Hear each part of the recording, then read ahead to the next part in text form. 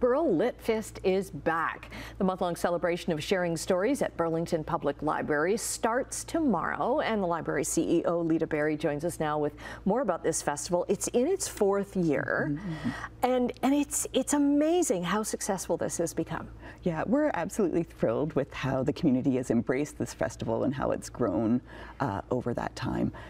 For us, it's really about celebrating the love of reading and bringing authors and readers and writers together for a whole month to learn and to share and to just celebrate. And it kicks off officially on Sunday. It does. So we're really excited with our kickoff event this year.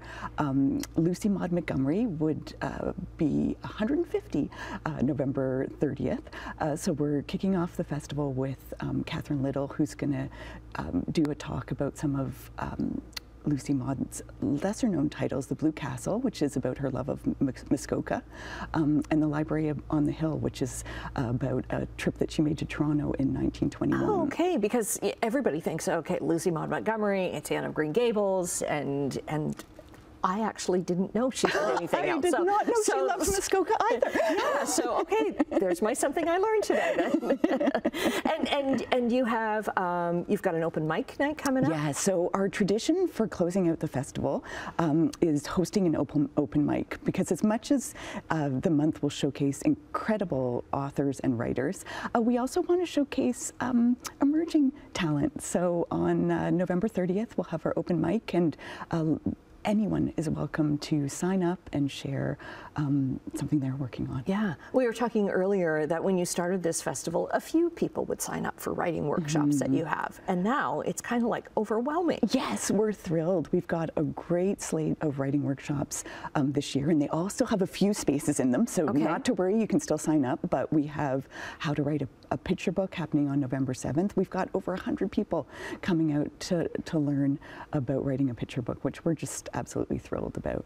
And do you have a mix of, like, I know when it started, when this festival started, it was right out of the pandemic, and most of it was virtual. Is it still a mix of virtual, or is it all in person we now? We have a smattering of virtual events now, but we've found that we've come to a point where people really want to come together in person. So the majority of the events are in person, and they're all happening at our central library at 2331 New Street in Burlington. So we're finding that people are really enjoying that connection of connecting in person with the authors, in person with each other.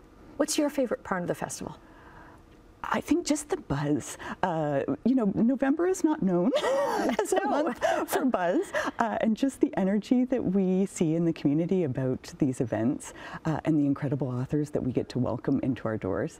I think that's something that we are so looking forward to this November. And everything is free? Everything is free. Nothing requires a library card, so if you're living in a neighboring community and you want to come check us out, you're more than welcome to. Okay. But yeah, we're looking forward to a great month. And it's also a great chance, if you've never been to the library before, it's a great chance to see it's not just about borrowing books or borrowing movies or anything like that. There's so much more at libraries. So a lot of our large events we have on our third floor, which is also where we have our makerspace. So we have laser cutters, 3D printers. We have a discovery space as our central library where kids can come and create and play at on our Lego wall. There's so much happening at your local public library, and this is a great reason for people to come and check it out. Because libraries have become such a social thing, but a social responsibility too. Absolutely. Yeah, we are a true community hub. We have Goodwill and legal services coming in and meeting with people. Service Canada offers drop-ins at our branches to try and connect with people where they are and make sure that we can provide people information in whatever form they need it. Okay. Well, good luck with BurlLITFest. I'm going to have to come and check it out all next month. We'll get the details up on our website, chch.com/morninglive.